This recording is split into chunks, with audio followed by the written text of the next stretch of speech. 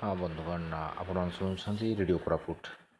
ଗତକାଲି ଅର୍ଥାତ୍ ଏପ୍ରିଲ ମାସର 11 ତାରିଖ ଥିଲା ପୂର୍ଣ୍ଣମୀ ଏବଂ ଏହି ଅବସରରେ ଓଡ଼ିଶାର ସବୁ ସରକାରୀ ବିଦ୍ୟାଳୟ ଗୁଡ଼ିକରେ ବିଦ୍ୟାଳୟ ପରିଚାଳନା କମିଟି, ଯାହାକୁ ଆମେ SMC ବୋଲି କହୁ, ତା'ର ସ୍ୱତନ୍ତ୍ର ବୈଠକ ବସିବା କଥା, ତାକୁ ନେଇ ବିଜ୍ଞପ୍ତି ମଧ୍ୟ ପ୍ରକାଶ ପାଇଥିଲା 10 ତାରିଖ ଦିନ। ଏବଂ ସେହି ବିଜ୍ଞପ୍ତିରେ କୁହାଯାଇଥିଲା ଯେ ଏହି ସଭାରେ ବିଶେଷ କରି ଆଲୋଚନା କରାଯିବ ଉଜ୍ଜ୍ୱଳ କାର୍ଯ୍ୟକ୍ରମ ସମ୍ପର୍କରେ।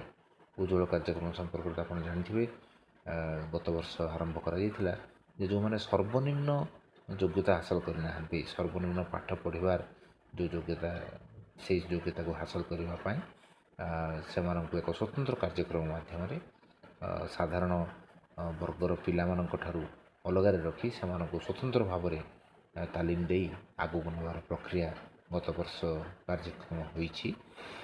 ତେବେ ତାକୁ ନେଇ ପରୀକ୍ଷା କିପରି ଭାବରେ କରାଯାଇଛି ସେ ତ ଅଲଗା କଥା, ଏବଂ ସେମାନେ ସେ ପରୀକ୍ଷାରେ କେତେ ଦୂର ଠିକ୍ ଭାବରେ କରିପାରିଛନ୍ତି। ଯେମିତିକି ଜଣେ କେହି ଶିକ୍ଷକ କହୁଥିଲେ ବି ଯେ ସେମାନେ ଏତେ ଭଲ କରିଛନ୍ତି ଯେ ସାଧାରଣ ବର୍ଗର ଯେଉଁ ପିଲାମାନେ ନିଜକୁ ଲଜ୍ଜିତ ମନେ କରିବେ, କାରଣ ତାଙ୍କର ମାର୍କ ଠାରୁ ୟାଙ୍କର ମାର୍କ ଅଧିକା ହେଇଯାଇଛି ବୋଲି। ତେବେ ସେ ଯାହା ହେଉନା କାହିଁକି, ପ୍ରତି କଥାରେ ଚିଠି ଦେଉଥିବା ସରକାରୀ ବିଭାଗ ଏଇ ବାବଦରେ ଯେ ଉଜ୍ଜ୍ୱଳ କାର୍ଯ୍ୟକ୍ରମର ଆଲୋଚନା ଯେତେବେଳେ ହେବ, SMC ବୈଠକ ହେବ, ସେ ବୈଠକରେ ସେମାନେ କ'ଣ ଆଲୋଚନା କରିବେ, କେମିତି ଆଲୋଚନା କରିବେ, କ'ଣ ସ୍ଥିତି ଅଛି ଏ ବର୍ଷ, ତାକୁ ନେଇ କ'ଣ ରୂପରେଖ ଅଛି, ଏସବୁ ଯାକର ଚିଠି କାହିଁକି ଯେ କରାଗଲାନି, ତାହା ନିଶ୍ଚିତ ଭାବରେ ଚିନ୍ତାର କଥା, ଆଲୋଚନା କରିବାର କଥା।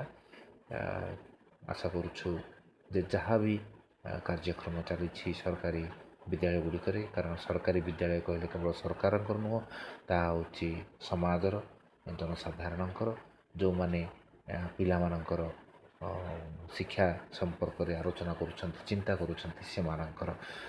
ତେଣୁ ଏ ଦିଗରେ ଦୃଷ୍ଟି ଦେବେ ଏବଂ ଯେଉଁ କୌଣସି କାର୍ଯ୍ୟକ୍ରମ ଚାଲିଛି ତାକୁ ମନର ସହିତ, ହୃଦୟର ସହିତ, ଆତ୍ମାର ସହିତ କାର୍ଯ୍ୟକାରୀ କରିବା ପାଇଁ ପ୍ରଚେଷ୍ଟା କରିବେ। ଏହି ଆଶାର ସହିତ ରହୁଛି ମୁଁ ସିଏଚ୍ ସାନ୍ତାକାର। ନମସ୍କାର।